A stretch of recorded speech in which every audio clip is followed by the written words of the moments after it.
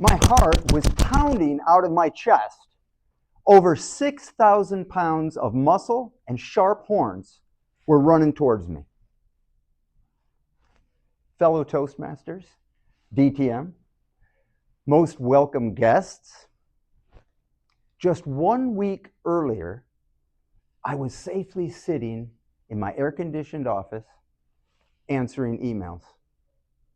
And now, I was on a narrow street in Pamplona, Spain, packed shoulder to shoulder with 2,500 strangers, wearing white clothes, a red sash around my waist, and a red pañuelo around my neck. Have you ever ridden a roller coaster? That moment when you're strapped in and you start that slow climb up the first huge hill. That's what my stomach felt like. I looked down at the uneven cobblestone beneath my feet and then at the faces around me. And I saw that same feeling staring back. I'd seen this moment on television as a teenager and watched highlights over the years. But now, I was actually there. And the air was thick with anticipation. The smell of stale beer and sangria drifted through the crowd. Shouting erupted behind me. I turned to look, and the crowd surged forward like a raging river. I started running as fast as I could, limited by the people in front of me, knowing the bulls were going to catch up fast. People were looking over their shoulder, they were running, they were screaming, they were tripping. Sheer pandemonium.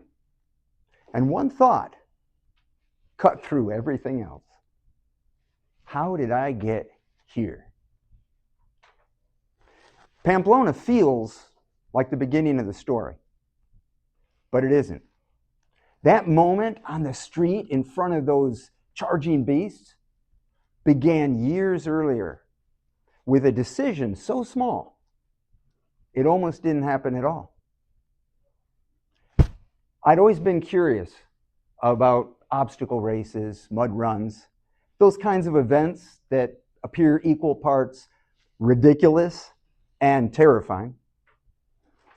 For a long time, that curiosity lived safely in my head. Until one day, I'm in front of my computer, and as fate would have it, an email with a discount for a race pops up. Now, I admit, I hesitated at first, as we're often inclined to do when life calls us out and offers us a challenge.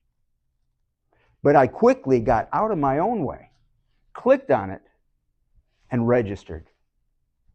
And that, my friends, is when the first domino fell. Because that race led to another, which led to people that lived differently, which led to signing up for 3 different Spartan races to earn a trifecta, which led to Sparta, Greece, competing in the World Trifecta Championships, running 3 races in 2 days. And along the way, led to meeting my beautiful wife, Diana. And the dominoes didn't stop falling. That relationship led to my proposal at the top of Mount Kilimanjaro, trekking 6 days, reaching above the clouds to 19,341 feet to ask, will you marry me? Which led to another question. What else is possible? Which eventually, somehow, led to Pamplona. Now, make no mistake, this story isn't about bulls in Spain, or obstacle racing in Greece, or even climbing the highest mountain in Africa. It's about the powerful change you can set in motion when you take one uncomfortable step. The point I want to make is none of that happened because I had a master plan. All of it happened because I knocked over one domino. We spend a lot of time waiting to feel ready, waiting for permission, waiting for certainty. But life doesn't reveal itself all at once. It reveals itself one decision at a time. And what we forget is you don't need to know where the domino leads. You just need the courage to push it over. Somewhere in your life right now, I bet there's a domino you've been circling.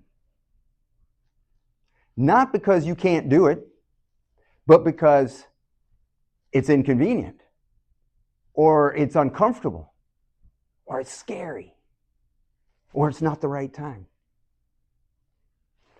I can't tell you what will happen if you finally knock it over. I can't tell you where it will lead. But I can tell you this: nothing changes until the first domino falls.